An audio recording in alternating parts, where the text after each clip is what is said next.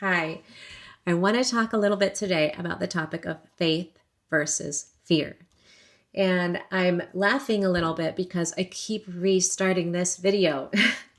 And it's just ironic because the topic is faith versus fear, and one of the reasons I keep restarting this video is because I feel like I keep starting the video and I'm like, I sound dumb, or I look dumb, or I need to. If there's this fear loop that we can get in when we engage in something that's new, and this is new to me, it really does bring out all the insecurities and all the things, right? And so I think the topic of faith versus fear has been really weighing on me, has really been on my mind up close and personal. And I feel like it's such an important topic in part because fear will lead us to not, so in some cases, not actualize some of the things that we came here to do. It will at times lead us to not get to meet the version of us that we came here to meet in this lifetime. And I'm saying this as somebody who has literally had people in my life who passed away, and part of my grief process in these losses have been the fact, trying to reconcile for myself the fact that they didn't get a chance to actualize a lot of the things they wanted to do, or that I know that they could have done. So when you see that up close and personal, it really rattles. It rattles your cage, right? It rattles the cage that you are boxed into by fear. So if you think of yourself as being trapped in a fear cage, when you see someone else have to leave their earthly experience and not get to do some of the things they wanted to do, it really wakes you up. I'm saying that, and literally, it's been 3.5 years, maybe almost 4 years, since my husband passed away. And it's taking me this long to really confront a core fear of mine, which is to show up in this way, to show up and like contribute in ways that I have felt called to, maybe for my whole life. I have known for my whole life, just about, that I am meant to do, to help people, to share, to contribute. Is one of the reasons I became a therapist. There have been lots of times that I've started on efforts, enthusiastic efforts, to start sharing content on social media, and I'll do it for a while, and then I'll get really scared and I'll retreat. And part of me mentioning that now is for accountability, because I feel like this this moment in my life is one where I really don't want to allow that to happen. And knock on wood, I'll be supported in being able to continue to walk in this direction, because I feel like it is super important, not just for me, but for all of us, to part of why I feel really called to help people tap into their deepest knowing, tap into their the messages that their emotions are sending them, is because I feel like locked in those sources of information are keys and clues into why it is you're here, what it is that you came to do. And we can start making course corrections to get on that track. But eventually what it will lead you to do is to have to press up against a big fear threshold and do something that you've never done before. That's the whole point. Do something that allows you to evolve into this next version of yourself, which to me is a lot of why we're here to begin with. And so much of that requires that we tap into faith, that becomes this energetic force that has a way of pushing fear out. And it's the only reason that I can show up and press record. Literally, it's the only reason that I could do it, because that energetic force that's fueled by faith has grown so big that there's almost no room for fear, and yet it still shows up. Hence why I had to keep restarting this video. I feel as though there's something on the psychology end that's really important to mention about this, about the fact that here I have this, I'm describing this force, right? That it is so big that it can push out fear, and yet fear still rears its ugly head, right? Fear has a purpose. it thinks it's being helpful. It really is. It's wired in our nervous system. And it's in our fight or flight response, and it's there because it truly believes it's saving our life.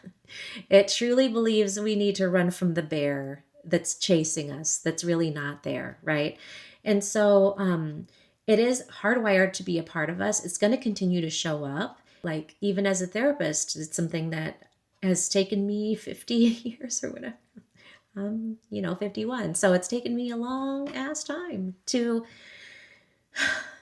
finally start to tackle some of this. And even still, it's a struggle. Fear is always going to be there, right?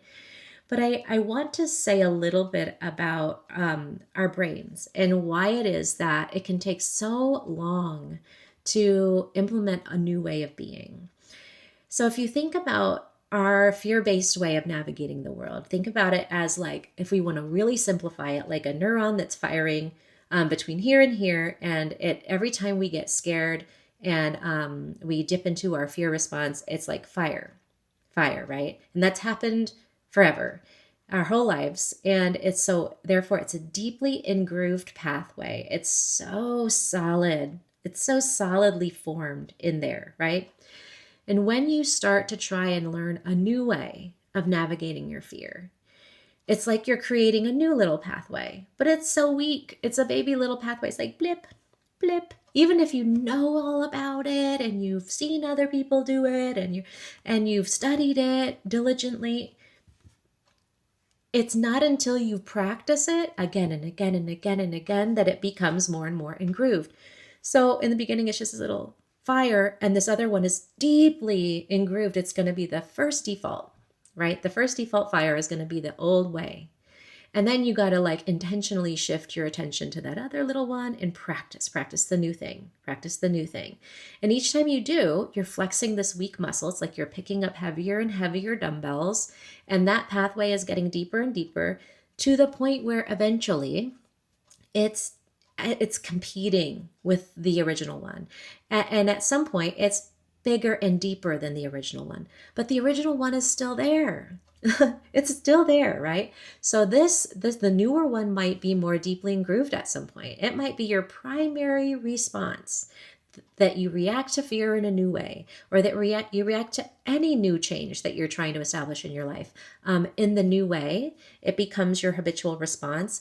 And then once in a while, you get this little tiny flicker of the old pathway that's now pretty weak because you don't operate there a whole lot anymore, but you still feel it. So even when you're like well into your healing journey around this, where you have the new pathway that's more deeply engrooved, more established than the old one, you will still get this flicker now and then that then you can sort of sit with observation in your body and say, oh, I remember you.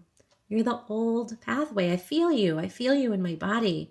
Wow. I remember when you used to be so big in here. I remember when you were the dominant response and you were so powerful. And now it's just this little awareness that you're still there. You're still there. You're a part of me. You're a part of my history. But wow, look how far I've come, right? So I feel as though healing this and starting to stretch from fear into more of a faith-based way, like a faith-leaning direction of navigating life, requires a lot of internal grace, because it's not going to be like perfection overnight. It's not even going to be perfection over the course of years. It's going to be a slow, gradual tick, tick, tick, tick of a knob that eventually, with one tick at a time, gets turns into the direction that you want to go in a way that's noticeable, that is powerful. But in the beginning, it's all about just taking that first little step to get curious about the old established pathway and to start to establish a new one. And then practice shifting from the old into the new. And for me, a lot of what that entails is simply doing things that scare me, like this. Simply doing it and having to struggle with the pause, restart, or stop, restart, having to sit with that and then acknowledge, wow, there you are. There you are, fear, right? Like, you can't turn away from it. This has to be something that you actually acknowledge, and that you even help to soothe and take the charge out of. And it's an active turning toward, as opposed to, oh, I'm scared of that, and having a shame spiral about the fear and judging the fact that you're scared, or any of that is going to make the fear bigger. But instead turning toward it and being like, I see you. I see you not only as something that is a part of me, but I see you as something that is trying to help me. And so, like, a powerful exercise that I found after my mom passed away, when I was having like a spike in anxiety, it was the first loss I had ever experienced, deep loss. And I tried so many things to navigate this anxiety that would bubble up in the form of like sheer panic attacks, you know. And if you've ever had one, you know, they're powerful. Like, you feel like you're dying. I tried so many things and I could not tackle, I could not get out of the panic attack loop. And what I tried, and literally, I don't know what spurred me to try this. I might have even just read about it or heard about it somewhere. But in the middle of one, I imagined rolling out a red carpet toward the fear, the panic, and saying, there you are. Come here, come here. You're back. I remember you. Come on, come on, come here. Come sit. I'm here. I see you. And I know you're here to help me. Thank you. Thank you for caring so much, that you're here to help. And sort of like turning toward and acknowledging that this is a part of us that is really attempting to be useful and helpful, and not shaming it, not trying to resist against it, not judging it, but instead sort of like welcoming it. It's like it took the charge out of it.